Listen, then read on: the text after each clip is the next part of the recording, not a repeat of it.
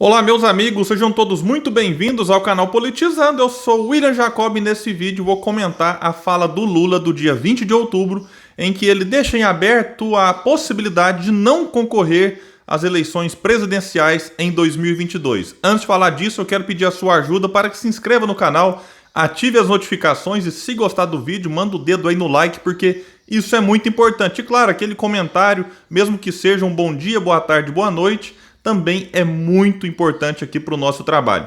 Pessoal, vou deixar aqui embaixo alguns links falando sobre a entrevista que o Lula concedeu nesse dia 20. E a manchete é a seguinte: Lula volta a falar em ser cabo eleitoral em 2022. E ela diz que tem causado apreensão entre aliados o fato de o ex-presidente Lula ter voltado a falar em atuar como cabo eleitoral em 2022. Lula deu mais uma vez a declaração na manhã do dia 20 à Rádio à Tarde, após reiterar que só irá se decidir sobre candidatura em fevereiro ou março. Abre aspas para o Lula. Eu tenho ponderado ao meu partido que, possivelmente, somente para o começo do ano, fevereiro ou março, é que eu venha definir se eu sou candidato ou não, sabe? E aí sim, você vai começar a estabelecer viagens pelo Brasil para discutir a campanha, afirmou. Eu vou participar da campanha, disse ele. Participarei da campanha eleitoral em qualquer circunstância, como cabo eleitoral, como candidato, como eleitor. Muita gente pode achar que isso aqui é conversa de candidato, que sempre faz essa negação meio que protocolar e que ele vai sim se candidatar. Olha, o fato é, ele já age como um pré-candidato. Ele já se reúne com alguns políticos, já viaja pelo Brasil, sim, visando a sua candidatura em 2022. Mas nós não podemos desconsiderar alguns fatores importantes que podem sim pesar na decisão dele sair ou não como candidato a presidente da República. Se a gente volta aqui em março, eu vou deixar aqui também um link sobre isso, ele já havia falado lá dessa possibilidade de não concorrer. Vamos ver o que ele disse em março.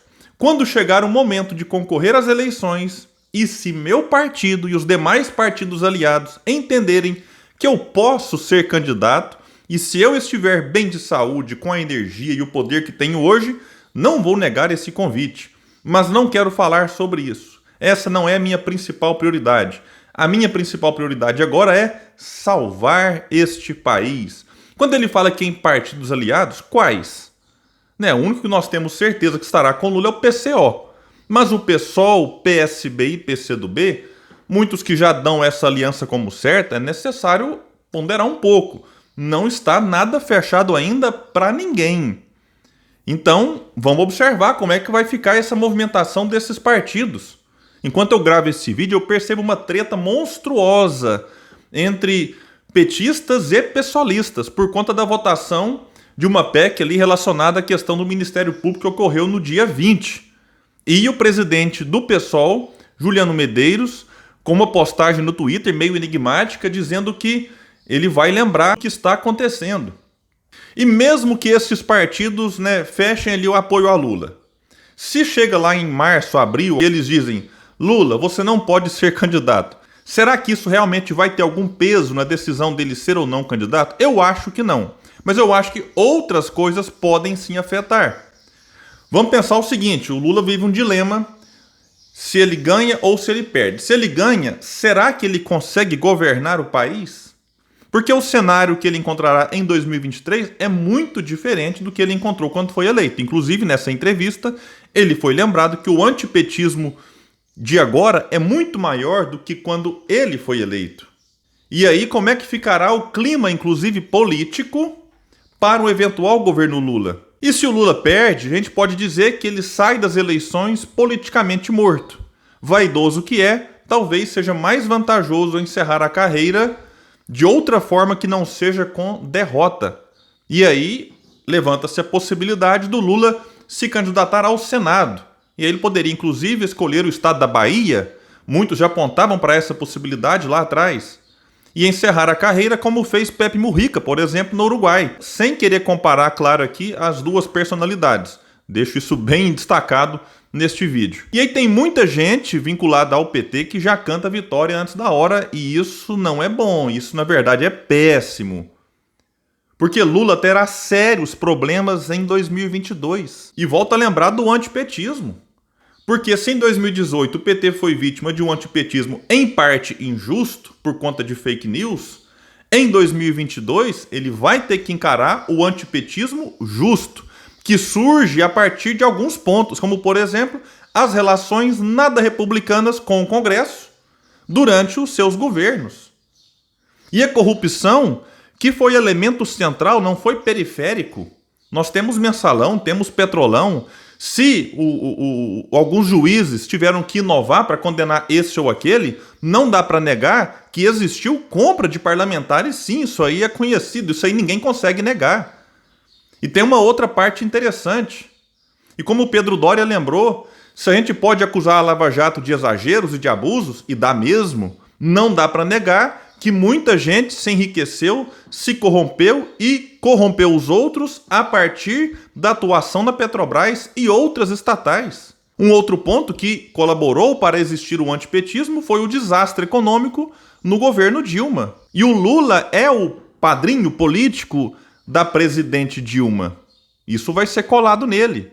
Um terceiro ponto é a falta de reforma estrutural, que inclusive colabora para o desastre econômico lá com a Dilma, mesmo Lula tendo 87% de aprovação. Mas agora dizem que ele fará, tendo uma aprovação certamente muito menor do que a que ele teve nos seus tempos áureos. E aí nessa entrevista ele vai dizer, repetir aquele mantra de colocar o pobre no orçamento. Só dizer isso não resolve, Lula.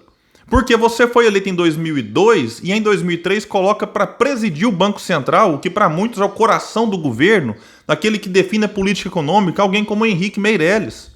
Então o discurso é de colocar o pobre no orçamento, mas a prática é de priorizar o rentismo. E aí joga migalhas, mesmo migalhas importantes para os pobres que ficam calmos e tudo continua como está. E para 2022, Lula terá no seu caminho Ciro Gomes e João Santana, que conhecem muito bem o calcanhar de Aquiles do Lula e do próprio PT. A gente já viu o estrago que foi feito com uma simples fala no dia 13, em que tirou Lula da zona de conforto, em que ele achou que ia chegar até as eleições só falando em pobre no orçamento, picanha, cerveja. Vai ter que encarar sim os erros e contradições no PT. E dessa vez a paciência do Ciro com o PT parece que acabou de vez. O Ciro sempre foi um crítico do PT. Mas agora ele traz para uma intensidade maior por uma questão simples, não tem nem contradição aqui. Porque o Ciro acha, e eu concordo, que o PT é parte central do problema que ajudou a eleger Bolsonaro. Bolsonaro não caiu de paraquedas, de repente se elege alguém como ele. Ou a gente entende isso, ou o país não se reconcilia para enfrentar os seus reais problemas. Bolsonaro é uma resposta do povo, esse mesmo povo que elegeu Fernando Henrique 2 vezes, Lula 2 vezes e Dilma 2 vezes. Aí quer achar que o problema está no povo? Não, o problema está nos erros do PT que gerou esse clima extremamente propício para alguém como Bolsonaro. O antipetismo venceu em 2018 e quem melhor surfou nele foi Bolsonaro. E outro ponto importante que pode fazer Lula repensar sua candidatura é se a polarização atual for ameaçada. Por exemplo, se Bolsonaro fica inelegível, aí essa força do Lula agora, não tenhamos dúvida, ela diminui drasticamente, porque a gente encontra pessoas nas redes sociais dizendo assim, não, vamos focar naquele que tem melhores condições de derrotar o fascismo. Vamos falar de projeto em 2026. É, meus amigos, tem muita gente com essa conversa. Gente que tapa o nariz e fala, tudo bem, eu vou com o Lula aqui agora porque do outro lado tá Bolsonaro. E se Bolsonaro sai? Por isso é que o Lula não insiste no impeachment, não vai nos protestos e nessa entrevista que eu assisti na íntegra, ele disse que é porque médicos recomendaram que ele não fosse. Aí ele não vai e nem convoca outros para irem.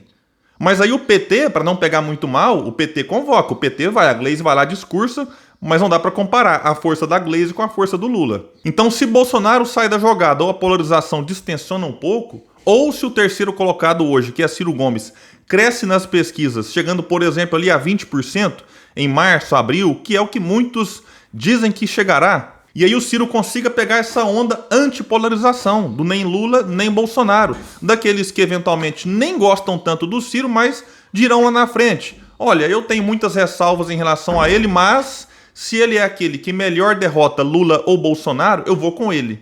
E aí eu tenho dito aqui desde muito tempo que o candidato que conseguir chegar ali em torno de 15, 16, 17%, ele pode sim surfar nessa onda e se beneficiar muito e ir para o segundo turno. E se Lula vai para um segundo turno contra Ciro Gomes, podendo sair de lá derrotado, será que ainda assim ele insistirá na candidatura? Particularmente eu duvido muito. E o Ciro e a própria militância têm trabalhado bastante para viabilizar cada vez mais a pré-candidatura do pedetista. Então vamos aguardar, meus amigos, porque muita gente está tentando precipitar as eleições como se elas fossem semana que vem, e elas não são. Elas são daqui a praticamente um ano e tem muita coisa para acontecer daqui até lá. Por isso, é importante que aqueles que não querem nem Lula nem Bolsonaro, mas que defendem um projeto de país, continuem conversando, fazendo o que eu digo sempre aqui, o trabalho formiguinha, porque existe um clamor na sociedade por uma alternativa. E se essa alternativa for aquele que tem um projeto que realmente desenvolve o país, melhor para todos nós. Meus amigos, eu fico por aqui e até o próximo vídeo no canal Politizando.